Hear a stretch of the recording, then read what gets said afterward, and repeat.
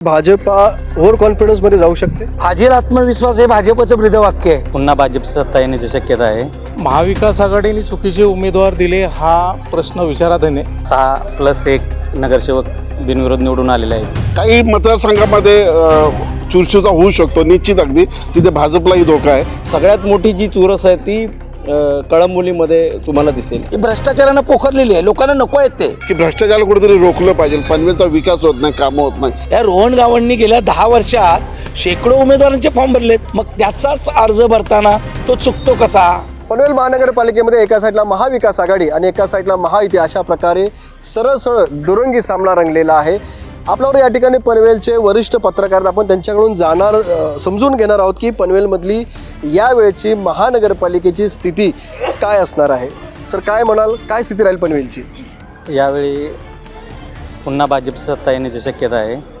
कारण ऑलरेडी भाजपचे 6+1 नगरसेवक बिनविरोध निवडून आलेले आहेत. आणि पहिले भाजपचे 51 आणि शेकापमधून आलेले 15 असे जवळपास 60-62चा आकडा त्यांना क्रॉस केलेला आहे. त्याच्यामुळे याही वर्षी भाजपची सत्ता महापालिकेत येण्याची दाट शक्यता आहे. महाविकास आघाडीचं काय आव्हान असणार आहे?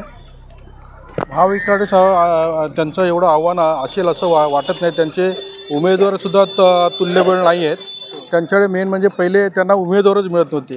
त्याच्यामुळे जे आता काय पैशाची काय लेनदेन झाली, ते पैशाची लेनदेन नसून ते कमकुवत उमेदवार होते.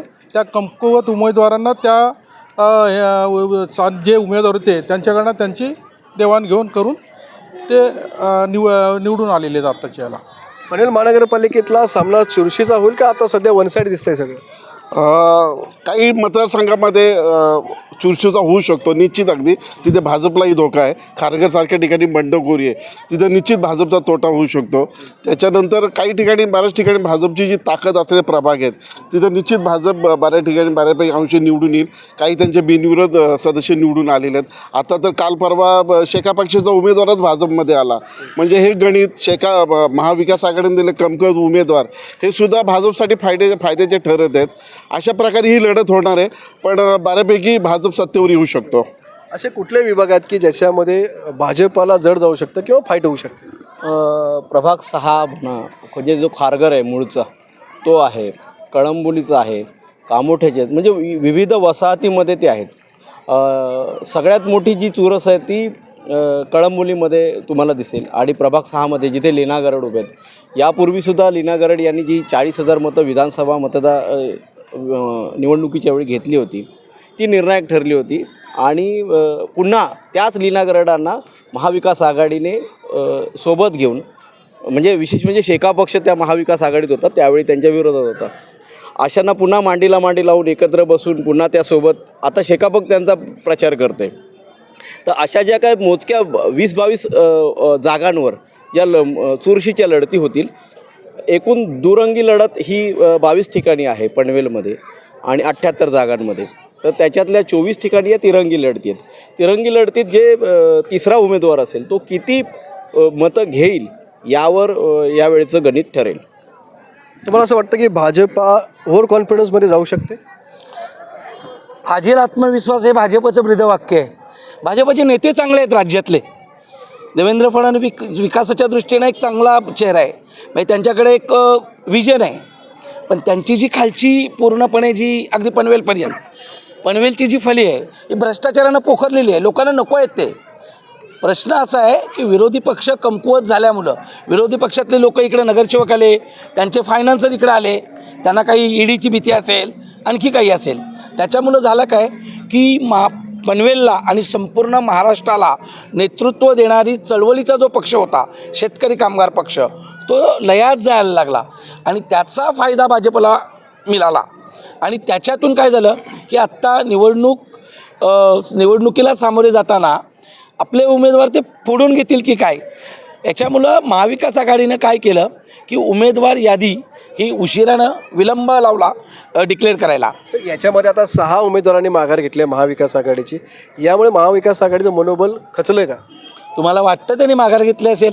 एखादा ठीक आहे, एखादा तांत्रिकदृष्ट्या आता तुम्ही जर चवलून पाहिलं तर उमेदवारी अर्ज बाद होत नाही. त्याचा जर सूचक नसेल, सूचकची सही नसेल, त्याच्या अर्जदाराची उमेदवाराची सही नसेल, तर अशा महत्त्वाच्या कारणानं तो बाद होऊ शकतो. पण मला सांगा, शेतकरी कामगार पक्षाचा जो उमेदवार उडाला पहिला, रोहन गावंड, या रोहन गावंडनी गेल्या 10 वर्षात शेकडो उमेदवारांचे फॉर्म भरलेत, आत्ता 40 उमेदवारांचे फॉर्म भरलेत. मग त्याचाच अर्ज भरताना तो चुकतो कसा? तर याच्यामागे काहीतरी रणनीती असली पाहिजे भाजपची.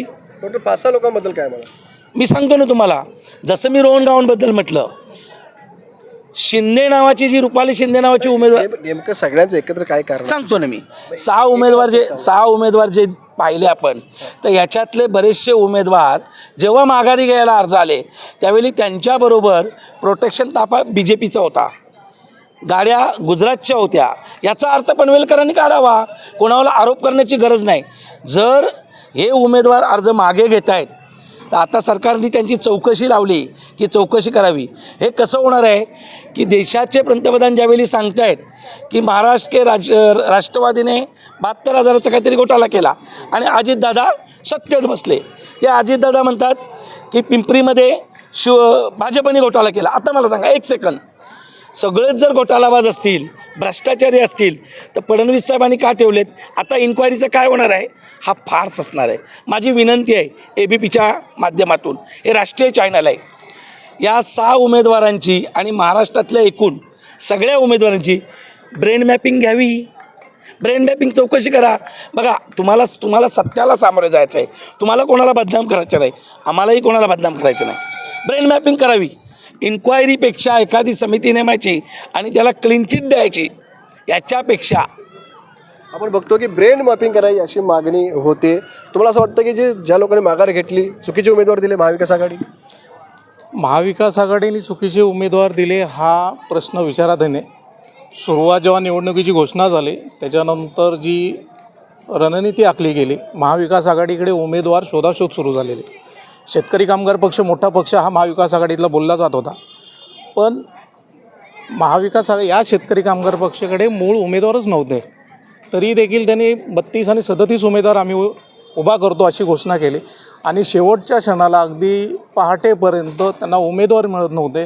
त्यामुळे कमकुवत उमेदवार दिले आणि आज ते कमकुवत बाहेर फेकले गेले आणि तिथे भाजपचे 6 उमेदवार हे बिनविरोध निवडून आलेत. कमकुवत उमेदवार दिल्यामुळे भाजपचे बिनविरोध आले. कुठल्या मुद्द्यावरती ही पालिकेची निवडणूक लढली जाते आता? बघा, महाविकास आघाडीचे जे नेते आहेत, माजी आमदार बाळाराम पाटील, हे म्हणतात की पनवेल नगरपालिकेमध्ये भाजपची सत्ता यापूर्वी होती, या निवडणूक लागेपर्यंत भाजपच तिथं काम करत होतं. तर त्यांचं म्हणणं आहे की भाजपने खूप मोठा भ्रष्टाचार त्यांनी नावं घेतलेलं की त्यांनी खूप मोठा भ्रष्टाचार केलेला आहे, की परत भ्रष्टाचार होऊ नये यासाठी महाविकास आघाडीला आम्हाला निवडून द्या, आमच्या उमेदवारांना निवडून द्या, असं बाळाराम पाटील सातत्याने नेहमी सांगत आलेले आहेत की भ्रष्टाचाराला कुठेतरी रोखलं पाहिजे, पनवेलचा विकास होत नाही, कामं होत नाही. या उलट आमदार प्रशांत ठाकूर हे महायुतीचे नेतृत्व करतात, तर त्यांचं म्हणणं आहे की आम्ही भाजप सत्तेवर आहोत, तर आम्ही आत्तापर्यंत केलेला आमचा वचननामा असेल, आम्ही केलेली विकास कामं असतील, मग ते रस्ते असतील, आरोग्य सेवा असतील, वेगवेगळ्या विकास कामं केली, त्याचा अजेंडा घेऊन आम्ही मतदारांपर्यंत, नागरिकांपर्यंत जातोय, तर आम्हाला परत निवडून द्यावं अशी त्यांची भूमिका आहे. तुम्हाला वाटतं की पनवेलमध्ये सध्या मोठ्या प्रमाणामध्ये पाणी टंचाई आहे, ह्याच्यामध्ये यश आलंय का? यशाला सुरुवात झाली असं म्हणता येईल, कारण जलबोगदा नुकता झाला, पण तो मूळ पाणी मिळण्यासाठी अजून 2 वर्ष वाट पाहावी लागेल. प्रश्न आहे की कोणते हे दोन्ही जे पक्ष आहेत, म्हणजे एकतर महायुती म्हणा किंवा महाविकास आघाडी, ह्या दोघांना कॉमन मॅनचे काही प्रश्नांचं काय उरलेलं नाही. त्यांना फक्त राजकारणाशी हे संदर्भ आहे. इथे मूळ जो आहे तो दिवाळीच्या दिवशी लोकांना बिना पाण्याची आंघोळ करणं, हे सगळ्यात मोठं जे घडलं आणि त्याच्यानंतर पाण्याची बोंबाबोंब सुरू झाली. निवडणुकीच्या काळात पाणी नाही असं आहे का? तर असं चित्र नाही. तुम्ही गेल्या महिन्याभरापासून बघाल तर नवी मुंबई महापालिकेने पनवेल महापालिकेला पाणी दिलेलं आहे. पाणी किती दिले तर कमीत कमी 20 MLD पाणी दिलं आहे. हे कुणीतरी सांगितलं पाहिजे. म्हणजे त्यांनी मुख्यमंत्र्यांनी कोणाला तरी सांगितल्यानंतर ते नवी मुंबई पालिका ऐकली आणि त्यांनी उसनं पाणी दिलं. प्रश्न आहे की पाण्यासारखा आज विमानतळासाठी 20,000 कोटी रुपये खर्च केला जातो, त्या प्रकल्पाला प्राधान्य दिलं जातं, पण पाण्याच्या प्रसंगी पाण्याच्यासारख्या प्रश्नासाठी अजूनपर्यंत मुख्यमंत्र्यांनी वॉर रूममध्ये बैठका घेतल्या नाहीत. कारण 3-3 वर्ष 4-4 5-5 वर्ष धरण होऊ शकत नाही, अशी ही पनवेलकरांची समस्या आहे. सर, इथं नवी मुंबई इंटरनॅशनल एअरपोर्ट होतं आहे, पनवेल सिटी तयार आहे का इंटरनॅशनल एअरपोर्टला स्वागत करायला? त्याची डेव्हलपमेंट होती आहे का? पनवेल शहराचा विकास करू शकले नाहीत महापालिका. आता ती 210 चौरस मीटर जी काय अंतर वाढवलं आहे, पनवेल शहरामध्ये पनवेल महापालिका क्षेत्रामध्ये जी शहरं आहेत, अगदी पनवेल टू खारघर, कलममुली, नवीन पनवेल, कामोठे, तलोजा, फेज 1 फेज 2 नवी आणि तुमचं कलममुली असेल, या शहरांना नागरी सुविधा देण्यात महापालिका यशस्वी ठरली आहे. 3000 कोटीचा ज्यावेळी बजेट ते जाहीर करतात त्यावेळी फक्त रस्ते आणि ड्रेनेज हा जर क्रायटेरिया विकासाचा राहिला तर मग इतर नागरी सुविधा अपूर्ण ठेवण्यात भाजपला आणि महापालिका प्रशासनाला काय यश आलं आहे? जर आपली शहरं आपल्या नागरिकांना जर आपण पाणी देत नसू, पनवेल महापालिकेने एकतर स्वतःचं धरण आहे, त्याची कॅपॅसिटी फार कमी आहे. त्याच्यानंतर 2014मध्ये माननीय मुख्यमंत्र्यांनी सांगितलं की मी पनवेल महापालिकेसाठी 400 कोटी रुपये देणार आहे. आणि मुख्यमंत्र्यांनी 400 कोटी रुपये दिले. कोणाला दिले? महापालिकेला नाही दिले. पनवेलकरांचा अपमान करून MJPला ते 400 कोटी दिले. तो नावाशेवा पाणीपट्टा क्रमांक 3 तो प्रोजेक्ट अजून पूर्ण होऊ शकला नाही. त्याची मर्यादा होती, कालमर्यादा 2022. कोविड आल्यामुळं तो 2024 गेला. इलेक्शन आलं आहे, आता 2026, मग 2030. आत्ता नवीन जे काही सांगतायत की आम्ही काला नदीवरून पाणी आणू आणि त्यासाठी एवढे पैसे भरा. पनवेल महापालिकेने ते पेही केलेत, पण तिकडनं इथं पाणी आणण्याची जो काही पूर्णपणे यंत्रणा आहे ते अजून यांच्याकडे नाही आहे. हे शहराला जर सुविधा देत नसतील तर हे विमानतळाचा विकास दाखवून किंवा विमानतळ आपल्याकडे घेऊन केवळ उत्पन्नाचा सोर्स वाढेल तर त्यांना ते सुविधा देऊ शकणार नाही आहेत. आपण पाहतो की त्यांना सुविधा देऊ शकणार नाही असा आरोप आहे. एकूण जागेपैकी काय म्हणाल, कसं तुम्ही सीट द्याल किंवा कुणाला कुठल्या पक्षाला किती जागा मिळतील? महायुती आणि महाविकास आघाडीमध्ये ही खरी लढत आहे. त्याच्यामध्ये 60 ते 65पर्यंत महायुतीचे उमेदवार निवडून येतील आणि राहिलेल्या जागी महाविकास आघाडीचे उमेदवार निवडून. काय वाटतं तुम्हाला की 78मध्ये आधी 6-7 नगरसेवक आलेले आहेत, राहिलेल्या नगरसेवकापैकी कुठले नगरसेवक किती पक्षाचे असतील? तुम्हाला मी सांगतो याच्यामध्ये आता ठसन होईल, कारण भाजप एकतर्फी जाणार किंवा असा नाही आहे. तर महाविकास आघाडीमध्ये काय झालं आहे की ग्रामीण भागात आजी महाविकास आघाडीची ताकद आहे. कळममुलीमध्ये राष्ट्रवादी शेकापा आणि शिवसेना भक्कम आहे. खारघरमध्ये भारतीय जनता पार्टी हे मोदी साहेबांच्या नावावर, फडणवीस साहेबांच्या नावावर गुजराती मतं यांच्यावर ते सांगतात की ही मतं आम्हाला पडणार आहेत. तर मराठी माणूससुद्धा पेटून उठला आहे मुंबईपासून. तर इथला जो मराठी माणूस आहे आणि लोकनेते दिबी पाटील साहेब यांचं विमानतळाला नाव न देता दिबा पाटील साहेबांच्या घराण्याची केलेली विटंबना आणि एकूणच इथल्या स्थानिक प्रकल्पग्रस्त शेतकऱ्यांचा, प्रकल्पग्रस्तांचा, मराठी लोकांचा, 12 बलुतेदारांची केलेली राज्य शासनाने फसवणूक, यात सगळ्याचा परिणाम जर झाला तर भारतीय जनता पार्टी अगदी पाला पाचोऱ्यासारखी फेकली जाऊ शकते. काय वाटतं तुम्हाला कुठल्या पक्षाला किती मतं मिळतील, जागा मिळतील? मॅजिक फिगर आहे ती महायुती गाठू शकेल. इथली मॅजिक फिगर 39 आहे. पण प्रश्न आहे की इथले मतदार नाखुश आहेत हे जे काय सगळं चालू आहे. कारण लक्ष्मी दर्शनावर याच्यापूर्वीच्या 2 निवडणुका बघितल्या, लक्ष्मी दर्शनावरच सगळं अवलंबून असतं. आदल्या दिवशीपर्यंत काय कोणते दोन्ही पक्षांकडनं म्हणजे महाविकास आघाडी महायुतीकडनं किती लोकांपर्यंत ते पोचत आहेत, कोणत्या विशेष म्हणजे जे मूळ मुद्दे आहेत त्याच्यावर प्रचार होताना पनवेलमध्ये सध्या तरी दिसत नाही, जेणेकरून 10 दिवस बाकी राहिले. दिबा पाटलांच्या नामकरणाचा मुद्दा कितपत चालू शकतो? दिबा पाटला एक OBC आणि प्रकल्पग्रस्तांची इथे बऱ्यापैकी 39%च्या वरती मत आहेत 78 प्रभागांमध्ये. पण प्रश्न असा आहे की दिबा पाटलांचं नाव आताच्या घडीला विशेष म्हणजे वाईट वाटतं सांगताना. दोन्ही पार्ट्यांकडनं घेतलं जात नाही, प्रचाराचा तो मुद्दाच नाही. त्यांचं म्हणणे ग्रामीण भागात तो चालेल म्हणून. पण प्रश्न असा आहे की दिबा पाटलांचं नाव एकीकडे दिलं नसतानाही नवी मुंबई विमानतळाला अदानीज एअरपोर्ट म्हणून सध्या तुम्ही आता प्रवास केला असेल तर तुम्हाला दिसेल सगळीकडं अदानी एअरपोर्टच्याच पाट्या लागलेल्या आहेत आणि सिडकोच्या सुद्धा इव्हन पाट्या नाहीत. हे प्रकल्पग्रस्तांच्या अजून प्रकल्प जागे नाही झालेत, त्याच्यामुळे कदाचित तो मुद्दा त्यांना वाटत नसावा.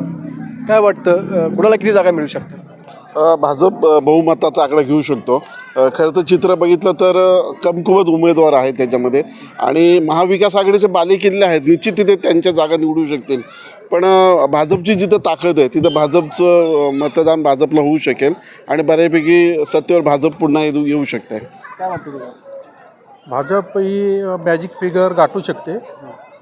1, 2, 3, 4 हे प्रभाग हे ग्रामीण भागाचे आहेत त्याच्यामध्ये महाविकास आघाडी चांगलं यश घेऊ शकते.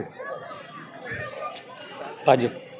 नक्कीच आपण पाहतो की या ठिकाणी जरी महाविकास आघाडी विरुद्ध महायुती असली तरी भाजपला मात्र इथे झुकतं माप असल्याचं एकंदरीत या चर्चेतनं समोर येतं. विनायक पाटील, एबीपी माझा, पनवेल, रायगड. एबीपी माझा, उघडा डोळे बघा नीट.